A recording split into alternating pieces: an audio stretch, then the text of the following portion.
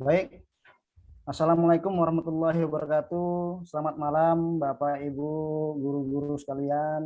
Bagaimana kabarnya hari ini? Selamat malam Bapak, Alhamdulillah Baik, sehat. Pak, Baik kabarnya. Pak. Baik, Pak Yuanda. Masih semangat Bapak Ibu ya dalam mengikuti pelatihan pada sesi kali ini Bapak Ibu sekalian. Mudah-mudahan masih termotivasi dalam pelatihan. Oke, baiklah Bapak Ibu sekalian. Bapak Ibu sekalian telah melaksanakan pelatihan pada sesi sebelumnya dan kali ini kita akan melanjutkan pelatihan pada sesi berikutnya yang mungkin nanti akan disampaikan oleh narasumber kita yaitu Ibu Indi. Namun sebelum kita mulai pemateri untuk menjelaskan materinya, alangkah baiknya kita mulai dengan kiranya untuk berdoa menurut agama dan kepercayaan kita masing-masing, dan saya minta dan saya mohon untuk memimpin doanya adalah Bapak Muhammad Nasir. Saya persilakan kepada Bapak Muhammad Nasir. Terima kasih Pak Yuanda. Jadi untuk mendapatkan keberkahan di dalam pertemuan kita ini, jadi mari kita berdoa menurut agama dan kepercayaan kita masing-masing. Berdoa dimulai.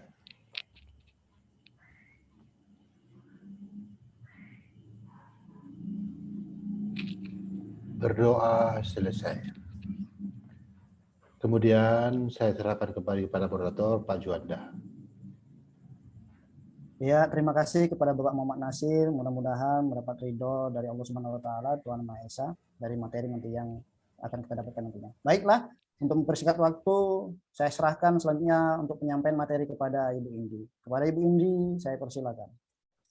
Ya, terima kasih kepada Bapak Yuanda yang telah membuka pertemuan kita ini ya. Terima kasih juga kepada Bapak Nasir yang telah membacakan, membantu kita untuk mulai membaca doa ya. Baik, langsung saja Bapak Ibu, saya akan mencoba men-share materi kita pada hari ini ya. Sudah kelihatan Bapak Ibu? Sudah terlihat Bapak Ibu? Sudah, Bu. Ya, jadi Sudah, Bu. pada apa itu kira-kira tentang apa Bapak Ibu? Prinsip pengembangan Prinsip kurikulum operasional satuan Pengembangan. Oke. prinsip pengembangan kurikulum Terima ya. kasih. Prinsip pengembangan kurikulum ya. Baik, saya akan buat dia jadi slideshow ya. Oke ya, ini dia. Nah, ini saya akan coba membawakan materi kita tentang prinsip pengembangan kurikulum operasional satuan pendidikan ya. Mungkin kalau saya tanya kembali Bapak Ibu tidak asing lagi ya mendengar kata kurikulum ya kan. Ya, jadi di sini kita akan coba mempelajari ya, sama-sama mempelajari tentang prinsip kurikulum tersebut ya. Oke, sebelum itu saya coba ingin bertanya kepada Bapak Ibu, apa pendapat Bapak Ibu tentang kurikulum? Apa itu kurikulum? Ada yang bisa membantu Bapak izin Ibu? saya, Bu. Ya, silakan Ada Bapak izin Yuanda. Silakan Pak. Ini menurut saya tentang kurikulum yang saya ketahui Bapak Ibu adalah perangkat mata pelajaran dan program pendidikan yang diberikan oleh suatu lembaga penyelenggara pendidikan yang berisi rancangan pelajaran dalam satu periode jenjang pendidikan. Adapun kurikulum operasional yaitu bentuk perwujudan objektif dari kurikulum instruksional dalam bentuk interaksi pembelajaran. Mungkin hanya itu saja, Ibu Indi. Oke, terima kasih kepada Bapak Yuanda ya yang telah menyampaikan pendapatnya tentang kurikulum. Iya, benar sekali ya Bapak ya. Kurikulum itu adalah seperangkat rencana ya, bisa kita lihat di slide kita. Seperangkat rencana dan pengaturan mengenai tujuan, isi, dan bahan pelajaran, serta cara yang digunakan sebagai pedoman penyelenggaraan kegiatan pembelajaran untuk mencapai tujuan pendidikan tertentu. Nah, kita di sekolah pasti sangat penting namanya mengetahui tentang kurikulum ya, apalagi kurikulum operasional di satuan pendidikan kita, seperti itu ya Bapak Ibu. Terima kasih ya Pak Yuanda ya. Selanjutnya, mungkin langsung saja ya, saya akan membahas tentang prinsip pengembangan kurikulum di satuan pendidikan. Nah, di sini akan kita bahas ada 5 prinsip ya Bapak Ibu ya, 5 prinsip yang akan kita coba kupas di sini ya, sama-sama kita pelajari. Apa saja prinsip pengembangan kurikulum satuan pendidikan itu? Yang pertama adalah kurikulum itu berpusat pada peserta didik. Nah, di mana di sini kita harus memenuhi potensi, kebutuhan perkembangan dan tahapan belajar serta kepentingan untuk peserta didik. Ya, jadi jangan kita terlampau kalau misalnya memberikan pelajaran itu gurunya saja gitu ya. Kita harus benar-benar bagaimana membuat peserta didik kita itulah yang akan benar-benar paham dan mengerti tentang pelajaran yang kita ajarkan. Seperti itu Bapak Ibu. Nah, yang selanjutnya adalah kontekstual ya. Kontekstual. Apa itu kontekstual? Maksudnya kurikulum itu menunjukkan kekhasan yang sesuai dengan karakteristik satuan pendidikan di lingkungan kita gitu. Nah, jadi ketika kita ingin membuat kurikulum itu harus sesuai dengan konteks ataupun karakteristik di satuan pendidikan di daerah kita gitu ya. Juga harus sesuai dengan dunia kerjanya, industrinya seperti apa gitu ya Bapak Ibu ya. Sampai di sini bisa dipahami Bapak Ibu? Paham, Bu? Ya, paham. Baik, kita Bisa Bu, lanjutkan bisa Bu. ya. Ya. Ya, kita lanjutkan. Nah, yang ketiga yaitu adalah unsur atau prinsip esensialnya ya. Esensial itu apa? Nah, di sini esensial itu adalah semua unsur informasi yang penting atau yang utama yang dibutuhkan oleh para pemegang kepentingan tentang kurikulum yang digunakan di satuan pendidikan. Nah, di mana di sini juga harus menggunakan bahasa yang lugas, yang mudah dipahami, dan tidak mengulang-ulang naskah, apalagi mengutip kutipan naskah yang sudah ada gitu. Jadi diharapkan untuk di kurikulum itu bahasanya lebih lugas dan mudah kita pahami ya Bapak Ibu ya. Nah, yang keempat itu adalah akuntabel. Ya, apa itu akuntabel? Itu adalah dapat dipertanggungjawabkan karena berbasis data dan aktual.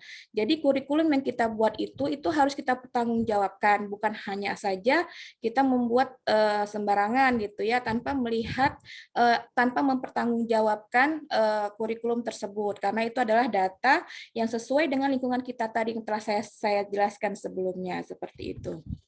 Nah, yang terakhir itu adalah melibatkan berbagai pemangku kepentingan ya. Di sini dijelaskan pengembangan kurikulum satuan pendidikan melibatkan komite satuan pendidikan dan berbagai pemangku kepentingan ya, antara lain orang tua, organisasi, berbagai sentra serta industri dan dunia kerja di bawah koordinasi dan supervisi Dinas Pendidikan ataupun juga kantor kementerian yang menyelenggarakan urusan pemerintahan di bidang agama sesuai dengan kewenangannya ya. Seperti yang kita ketahui, nah mungkin di sini saya akan sedikit membahas tentang melibatkan berbagai pemangku kepentingan ya. Jelas ketika kita ingin membuat sebuah kurikulum, kita harus melibatkan semua yang ada di sekolah itu ya, termasuk juga yang ada di lingkungannya. Jadi bukan hanya di pihak sekolah saja, tapi kita juga harus melibatkan orang-orang yang nantinya akan kita panggil gitu ya. Seperti mungkin nanti kita akan bekerja sama dengan orang puskesmas gitu ya. Kita akan bekerja sama dengan pihak kepolisian gitu. Nah, jadi pemangku kepentingan di sini, siswa juga harus kita libatkan gitu untuk membuat kurikulum yang ada. Termasuk juga orang tua gitu ya, termasuk juga orang tua, yayasan seperti saya di sekolah saya tuh yayasan ya Bapak Ibu ya. Nah, yayasan juga harus dipanggil gitu. Kebetulan kami di bawah ini ya, di bawah sebuah perusahaan, tapi hanya sebagai organisasi saja gitu. Misalnya Inalum ya, kita di area Inalum Tanjung Gading Bapak Ibu. Ada yang pernah tahu nggak daerah itu? Mungkin beberapa Bapak Ibu pernah main ke Tanjung Gading. Belum Bu, belum. Belum pernah ya. Mungkin nanti bisa sekali-sekali kalau singgah boleh main ke Tanjung Gading ya Bapak Ibu. Di situ ada Ya, kalau pulang, dan tempat-tempat Bu Inde, bisa untuk wisata. Iya Pak? kalau pulang nanti di ongkos ya. Iya, Pulang. gampang itu Pak ya. Nah, jadi di daerah saya itu ada sebuah organisasi di bawah, bukan Inalumnya ya, kita bukan di bawah perusahaan Inalum, tetapi orang-orang Islam ataupun orang-orang Muslim di Inalum itu membuat sebuah persatuan namanya Ikatan Warga Islam Inalum. Nah, kami inilah di bawah IWI itu ya, Ikatan Warga Islam Inalum itu tadi Pak. Nah, jadi itu kita harus dilibatkan gitu. Baik ketua IWI-nya dan di bawah IWI ada BPPI namanya ya. Itu memang yang memegang kekuasaan untuk yayasan kami gitu. Nama yayasan kami adalah Yayasan SDIT Al-Ihya ya Pak ya. Nah, jadi itu juga harus kita libatkan, acara apapun pasti kita libatkan. Nah, itu salah satu pemangku kepentingan akan kita libatkan seperti itu ya Bapak Ibu. Nah, jadi kami di Yayasan Inalum ini ya, kalau misalnya lagi nggak corona bisa Bapak main kemari atau Ibu main kemari ya. Ini kalau lagi corona belum bisa, itu satpamnya sangat ketat gitu. Nah, jadi kembali lagi di pemangku kepentingan ya. Jadi di sini orang tua yayasan tadi yang saya bilang, bahkan ketua IWII pun kita undang gitu kan untuk membuat kurikulum. Kalau bisa semua dikumpulkan, termasuk siswa karena siswa adalah objek yang akan kita perbaiki nanti kan untuk anak didik kita seperti itu. Nah, mungkin itu ya Bapak Ibu untuk berbagai pemangku kepentingan. Nah, tidak hanya saja itu ya, juga kita ada POMG Bapak Ibu. Di sini POMG itu adalah persatuan orang tua, murid, dan guru gitu ya. Kalau komite kan dia dari dinas langsung. Nah, kita dari IWII-nya, dari ininya ada POMG lagi Bapak Ibu. Nah, nanti inilah yang mensokong kegiatan-kegiatan kita, termasuk dana juga dapat dari situ gitu kan. Nah, makanya ini juga sering kita undang itu POMG gitu. Salah satunya POMG ini juga harus kita undang dalam membuat kurikulum di sekolah. Nah, mungkin selama ini kan kita tidak tahu menahu gitu ya, atau mungkin ada yang tidak dilibatkan, mungkin hanya kepala sekolah saja gitu kan, mungkin hanya wakil-wakil kepala sekolah saja. Nah, sebenarnya semua harus dilibatkan gitu kan. Jadi bukan hanya kepala sekolah ataupun wakil-wakil kepala sekolah saja. Jadi guru pun harus tahu gitu kan, karena kitalah yang benar-benar nanti akan berhadapan dengan anak murid kita, siswa kita ya, gitu ya Bapak Ibu. Nah, mungkin ini 5 prinsip pengembangan kurikulum operasional di satuan pendidikan. Ya, mungkin tadi saya ulang lagi dari awal. Yang pertama ada berpusat kepada peserta didik, yang kedua harus kontekstual ya. Yang ketiga akuntabel, melibatkan berbagai pemangku kepentingan serta esensialnya harus ada gitu. Untuk apa ya Bapak Ibu? Oke, mungkin dari Bapak Ibu ada yang ingin bertanya, saya persilahkan. Saya boleh bertanya, Bu? Boleh, silakan Ibu. Iya, saya ingin bertanya, Bu. Apa saja yang dimuat dalam kurikulum operasional di satuan pendidikan, Bu? Oke. Terima kasih. Masya Allah, terima kasih ya Bu Anggra, ini pertanyaan bagus sekali. Mungkin Bapak Ibu ada yang bisa bantu untuk menjawab ataupun ingin menjawab yang sudah saya bahas tadi dari pertanyaan Bu Anggra ini. Ada Bapak Ibu? Boleh Bu. Oh boleh, silakan Pak Nasir. Terima kasih saya coba Bapak. jawab ya. Mana tahu ya, saya coba jawab pertanyaan Bang Reni tentang apa saja yang dimuat dalam kurikulum operasional di sekolah di satuan pendidikan. Menurut saya bahwasanya kurikulum operasional di satuan pendidikan itu memuat seluruh rencana proses belajar yang diselenggarakan di satuan pendidikan sebagai pedoman seluruh penyelenggaraan pendidikan. Menurut saya itu, Bu. Masya Allah. Ya, terima kasih. Tepuk tangan dong dulu untuk Pak Nasir dan Bu Anggra ini ya. Juga tadi Pak Yuwanda yang sudah menjawab tentang kurikulum. Iya, benar sekali ya Bapak ya. Jadi kurikulum operasional di satuan pendidikan itu memuat seluruh rencana proses belajar yang diselenggarakan di satuan pendidikan sebagai pedoman ya untuk seluruh penyelenggaraan pembelajaran di sekolah gitu ya.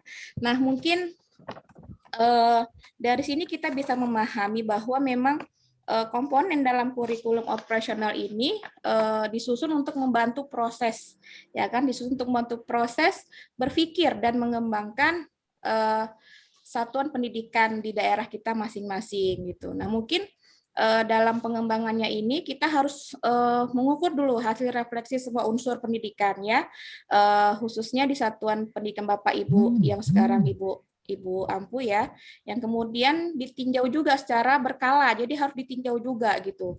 Tidak hanya ketika kurikulum kita buat kita biarkan saja, tetapi juga harus kita tinjau ulang gitu kan dari pelaksanaan-pelaksanaan yang telah dilaksanakan. Nah, harus disesuaikan dengan dinamika perubahan dan kebutuhan peserta didik. Nah, ini yang paling sangat harus kita harus kita pahami. Nah, jadi kurikulum ini juga harus sesuai dengan profil Pancasila yang mungkin tadi sudah dibahas oleh Ibu Anggra ini sebelumnya ya. Nah, ini kurikulum ini Bapak Ibu ini memang harus sesuai dengan profil Pancasila itu gitu ya, yang membuat anak-anak didik kita lebih bebas belajar tapi sesuai dengan profil Pancasila tersebutnya ya. Mungkin ini saja ya. Tidak ada lagi Bapak Ibu yang ingin bertanya ya? Ada lagi? Atau pas? Sudah paham semua? Sudah, Bu, sudah. Sudah cukup ya. Baik, terima kasih ya. Jadi tujuan memang membuat materi ini adalah bagaimana kita membantu untuk mengembangkan kurikulum operasional di daerah kita masing-masing ya, yang memang dia harus terstruktur, yang harus ada kontekstual, tapi tetap relevan dan sejalan dengan kondisi di lingkungan masing-masing dan mudah untuk dipahami ya Bapak Ibu. Mungkin itu saja ya, karena tidak ada lagi pertanyaan. Cukup sekian dari saya. Semoga kita bisa memahami tentang prinsip-prinsip tersebut ya. Terima kasih Bapak Ibu, semoga bermanfaat. Saya kembalikan kepada Pak Yuanda.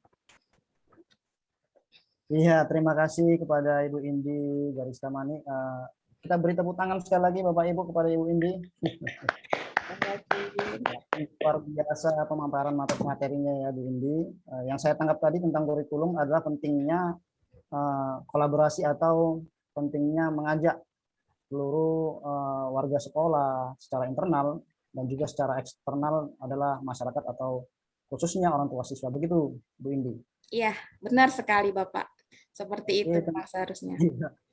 Oke, terima kasih kepada Ibu Indi. Ya, mudah-mudahan apa yang disampaikan sangat bermanfaat bagi kita dan mudah-mudahan dapat kita implementasikan nanti di sekolah kita secara khususnya. Baik, Bapak Ibu sekalian, sebelum kita tutup acara kita hari ini, ada kala baiknya kita tutup dengan doa yang mungkin doa akan dibawakan oleh Bapak Muhammad Nasir. Kepada Bapak Muhammad Nasir, kami persilakan dengan hormat. Assalamualaikum warahmatullahi wabarakatuh. Bapak Ibu, untuk menutup acara daripada sesi kita hari ini, mari kita tutup dengan doa berdasarkan agama dan kepercayaan kita masing-masing. Doa dimulai.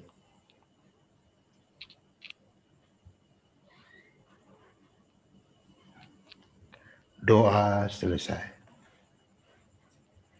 Ya, terima kasih kepada Bapak Muhammad Nasir yang telah sekiranya memimpin doa dan mudah-mudahan materi kita hari ini dapat kita pahami dengan secara seutuhnya.